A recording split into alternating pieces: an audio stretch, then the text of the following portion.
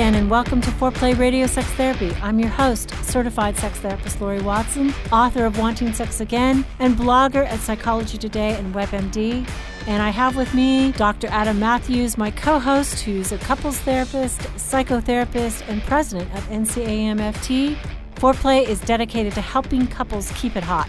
Each episode, we cover an aspect of sex that impacts your sex life and something that you can relate to. So if you find our discussions helpful, please give us a review on iTunes or Stitcher. We would love it if you would tell a friend about us. You can find us also on the web at foreplayrst.com. And if you have a comment or a topic that you'd like us to talk about, we'd love to hear from you. Please send them to us at info@foreplayrst.com. Thanks for listening. Now on to today's topic. Okay, today's episode, we are going to talk about anal sex. Really? Laurie, are we going to have this conversation? We are going to have this conversation, Adam. Okay. All right. I'm just going to get it out of the way. I'm a little uncomfortable having this conversation, but I will follow you into this minefield and all the emails that we are going to get. Right. But we've already gotten emails. We get emails about anal sex. Ask all the time, yeah, right? So we thought we really need to address it. And I mean, or get it out of the way. So to speak. Or partly, I mean, I think there's a lot of people who are listening and are like, why is everybody talking about anal sex these days? I mean, because it's a huge topic. Mm-hmm. You see all kinds of articles on it. I mean, it's everywhere. So why is it different now than, 25 years ago? Nobody talked about anal sex 25 years ago. No. I mean, this may be an unpopular opinion, but I think it's because of porn. Yeah. I think porn has introduced the idea of anal sex into our culture in a way that men have really latched onto. Yeah. Right? I think you're right. I mean, that's not just your thinking. That is what has happened. Yeah. I mean, the porn industry has basically shows anal sex as part of an integrated part of a heterosexual experience. It used to be, homosexual porn showed that, but heterosexual porn did not. And now it does. Almost every single porn film introduces anal sex as part of the whole routine. Yeah, and it's also showing women enjoying anal sex, right? Right. In a way that, right. I mean, in a way that any man would want their partner to respond to sex. And right? crazily, it's showing women having orgasms with anal sex. Right. Which, by the way, doesn't happen. Yeah, I mean, there's some myths around that. I mean, in your blog post, you talk about that. I mean, what are the stats that are about anal sex? So really, only about 2% of women actually enjoy anal sex. And there are some women out there who do, and a lot more women enjoy anal touching because there is erotic nerve endings around her anus that she might enjoy being touched there. But that doesn't mean she wants anal sex. Only about 2% really enjoy it, although maybe about 30+% have tried it. Mm-hmm. And a lot of men tell me, and I hear this all the time from men, well, she just doesn't like it because she hasn't tried it. Mm. I got to tell you guys, she knows if she wants to try it. Yeah. And she really knows if she doesn't want to try it. Yeah. What you're saying is it's not a rejection of the man or a rejection of him. It's a preference, right? And it's one that I think it's needs a preference. To be and if they've respected. seen porn, they've been led to believe that it's her preference and it's so hot for her. Yeah. And she you're really talking needs. about the men. Yeah, the men think it's so hot for her, and that she just needs to, expand her boundaries, and then she would really know about this great thing because he's seeing all this stuff on porn that says she really, really likes it. And those are actresses. Yes. By the way, not real people. They are actresses. Yeah. It's dangerous when we base what we think sex is supposed to be like on porn. I think it's something that I think we all can agree with. Like even men that are involved in porn, I think could agree with that statement with their head. But it just creeps in, and slowly, like, we begin to believe that is what is supposed to be in a healthy sexual relationship. So we impose that expectation on our partner, and it's just really dangerous and really faulty. To impose the expectation. We're not saying anal sex is dangerous and faulty. Right. We know some people really like it. Some people really think it adds to them, and that's fine. And we would like to maybe help you. Let's say you do have a partner who wants to receive anal sex. First of all, it's not a night event. It's not a one-night thing. It's like several months before a woman could receive that comfortably. So you have to really, I'm going to say some really specific things here, but you have to work with her sphincter to get her to relax. And that takes months of introduction to this. What you see in the movies or in the porn films is a total lie. It just doesn't happen in one night. Right away. Yeah. No. So it's a slow introduction. So if it is something that she would like and something that she thinks she would enjoy, it has to be done slowly and over time. Right. And I think the reality is the woman's rectum has a crook in it. So it's a little turn. And that's part of what makes it really painful for her, let alone the stretch. It's the little crook. And men do not have that. That's partly why. And men in homosexual sex have a prostate gland, and that's partly why it's enjoyable. It's straight. They have a prostate gland that does actually produce orgasms when it's stimulated. So we're talking about two wildly different things. Yeah. And I know men who are listening who are straight, some of them are like, you didn't need to tell us that part. But you know, I think that it's is important to know because it's not. Right. It's not analogous. Yeah. You know, what a man feels and what a woman feels is not analogous. It's something totally different. So if you want it, and the other thing in porn is that these women are set up well. So oftentimes they have had an enema so that there's no fecal matter that's going to show. And real women, you know, often don't have enemas before they have sex. So what you're saying is it can be a messy experience. Yes, it can be very messy. Yeah. And so, I mean, be prepared for that and make sure she's prepared for that. And also make sure anything that touches the anus, anything that goes in the anus never goes in the vagina and basically is washed off before it touches any other part of her vulva because you're going to cross-contaminate with bacteria. So that is dirty. Yeah. That is something that really needs to be addressed. You know, any kind of sex toy that's touching both places, it can only go one direction. Yeah. You know, it can't ever come back into the vagina or near the urethra, which is how women get bladder infections, you know, with cross-contamination. There's a lot of thought that needs to go into that. And I think that's what we're saying is one of the major differences in what porn shows and what happens in real life is that you have to have conversation about this. It has to be intentional. It's not something to just jump into. Permission. You have to have permission. You absolutely have to have permission. This is not a slip up. Yeah, like, oops, wrong place. Yeah. That can never happen. Yeah. You know, because women would feel so violated. And I have talked to women whose husbands or boyfriends or whoever have done the oops thing, you know, and I mean, that is tantamount to rape, really, you know. Well, and even bringing it up after you've initiated sex, right? That's not the time to bring it up. No. Right? You need to, this is something that you need to bring up beforehand. Y'all need to have long conversations about it, talk about what it means, what you have to do. Especially unless you're both totally agreed. Right. And even if you're totally agreed, you need to recognize the difference between what you might have seen somewhere or what you imagine it's going to be like and what it's like in real life. Yeah, absolutely. Yeah, I think that's that.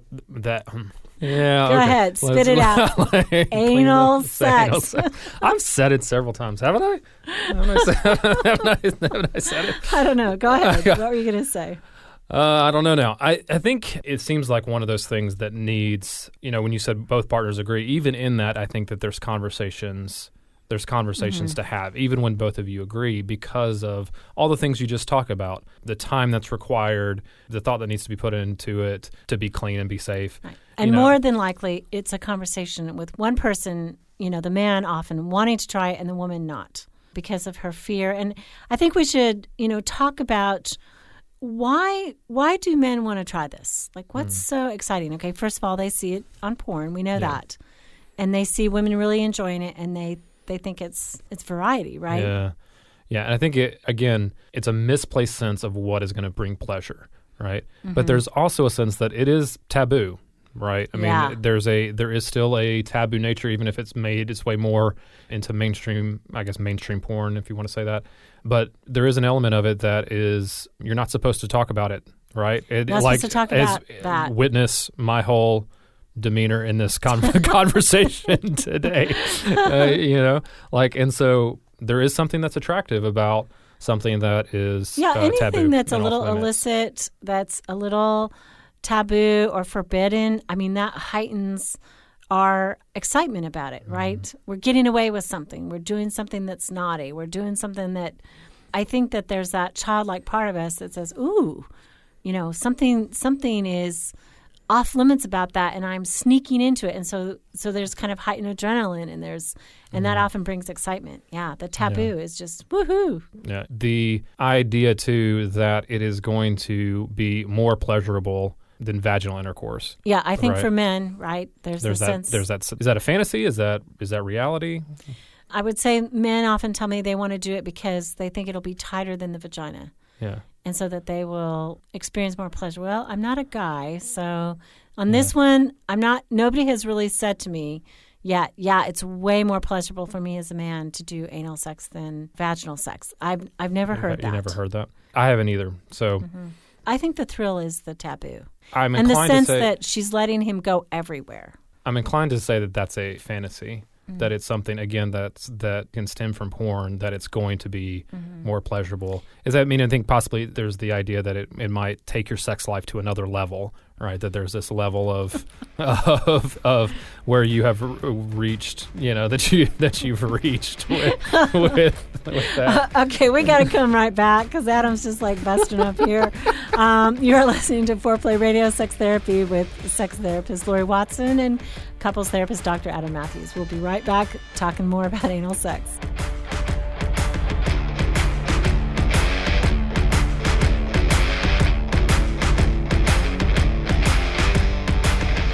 Wanting sex again. How to rediscover desire and heal a sexless marriage by certified sex therapist Laurie Watson.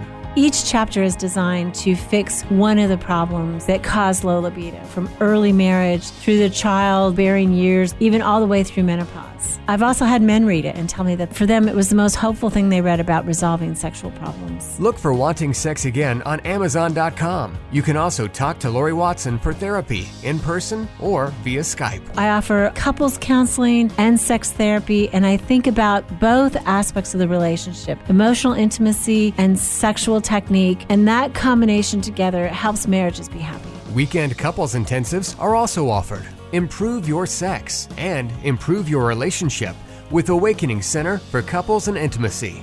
Find out more at awakenloveandsex.com. Awaken what's possible.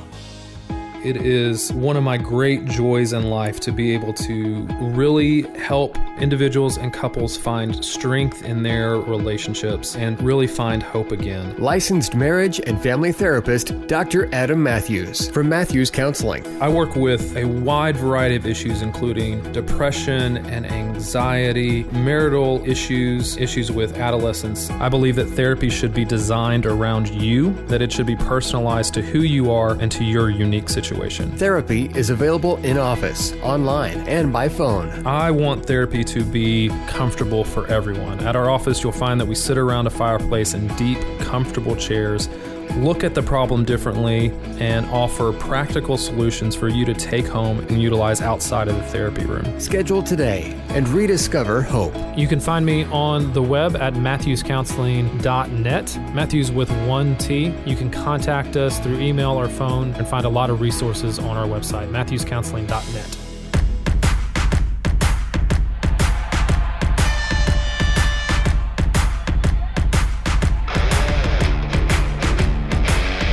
Okay, so we are back with Foreplay Radio Sex Therapy. Today we're talking about anal sex. Right. And Adam is enjoying our episode immensely. Yes, this is not stretching me at all. So to speak. Yeah, so to speak. We're really not talking about anal sex for men. Right. That's like, and we are not going to. We're not going to. Okay, so this has never happened to us, by the way. This is like, we have not devolved this much on it or regressed this much on any other topic. Right. But this one, it's just so many people. It's uncomfortable, even for you to talk about. And so many people have asked about it. I feel like it does feel like it needs to be addressed because so many people have asked about it. Right. And I think it is This whole book's written about that, too. And it's a conversation that tends to happen behind closed doors, right, with couples, if at all. If they have the conversation at all, they generally don't talk about it with their friends. So, I mean, we're going. We're making it. We're making it happen. And we support the people out there who want it and enjoy it, and that's, fabulous. We don't think that there's anything wrong with it. Right. But we probably deal with, as sex therapists and couples therapists, and maybe our own inhibition, about people who have more resistance to it. And that's kind of where we want to help you go. Like, let's say one of you really wants to try it. Yeah, and the other one is like, no, not interested in trying it. Yeah. How do you begin to navigate that difference? Because that's, I think, one of the things that why it comes up in couples therapy and sex therapy so much is because it's such a big split, right? Yeah. Like it's even more of a split between that and if one member wants oral sex and the other doesn't want to give it, right? I mean, it's more of it seems to be more, people dig their heels in. It's a wider difference. Yeah. Absolutely. Yeah. Like, I mean, I know I had a friend whose partner always wanted to try it. And she was just like, no way, no how. This was somebody who, when we were kids together, you never walked in on her in the bathroom. And that door was locked, and just the whole thing was a total no. Yeah. I mean, not going to do it. And I think it became like a point of contention. They had a really relatively great sex life. But he just was enamored with this idea, let's just try it. And he pushed and pushed and pushed and pushed. And I thought, you're ruining something because you have a great sex life. She was open. She was playful. She wanted sex. She liked sex. This was just an absolute no. And I think that before you have to have the discussions, or before you have the second discussion, let's say that, if you really get from your partner, this is a clear off limits, I'm never going to want to do it. I mean, they do have a right to say no. Yeah. And I think hounding your partner about something that they've really said no about can be damaging to your sex life. Yeah, I think you said something that's really key as well, is you said the second conversation.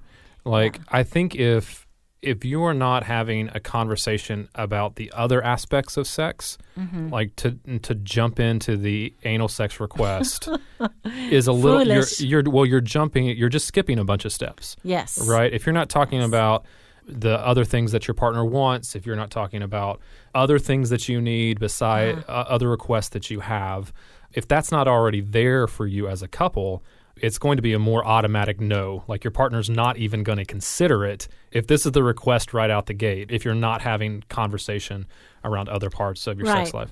And I think one thing that I hear from people is one person is pressing for more intensity, more sex, and sometimes that person is not sort of sensitive to the fact that every conversation turns into, but I want more of something else.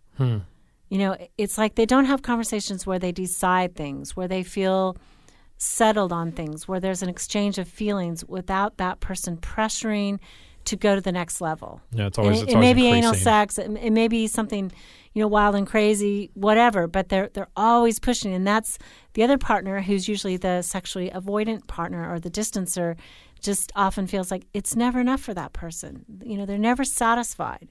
So certainly if you are the sexual pursuer, you want to convey, this was a great time, and then zip it. You want to say this was good, and make sure you catch the moments that are great and your partner knows your satisfaction. Yeah, I think if you're saying that anal sex is the only way you're going to be satisfied with sex, then everything else is just dissatisfaction and disappointment. Right. If it's always this disappointment, we didn't do it, and you think couples do it routinely. For the record, couples don't do this routinely. Yeah. They really don't. That's fantasy, and that's a porn manufactured idea. You're going to be disappointed if, this is sort of nirvana.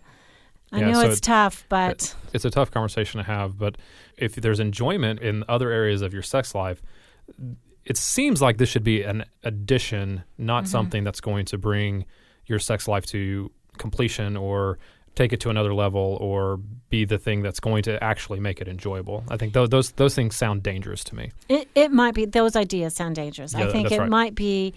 I mean, for some people, they want to try it once and they go, woohoo, we did it. And, then they decide about it. And how would you begin that conversation if, let's say, you were the partner who wanted it and your partner didn't want that?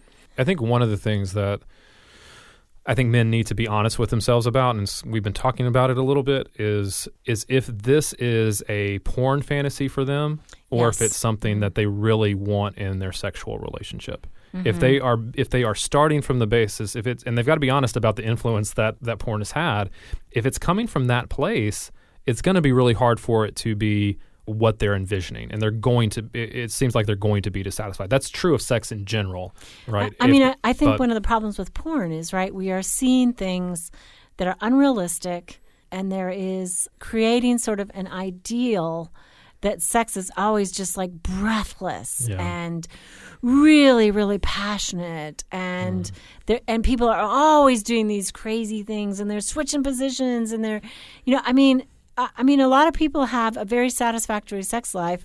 The couple that we talked about last who had sex every day, they were actually not swinging from the chandeliers. Yeah. They were rolling over in bed in the morning and having sex. Yeah. And there was something pleasant and lovely and intimate about that. But I think porn produces this ideal that is not attainable.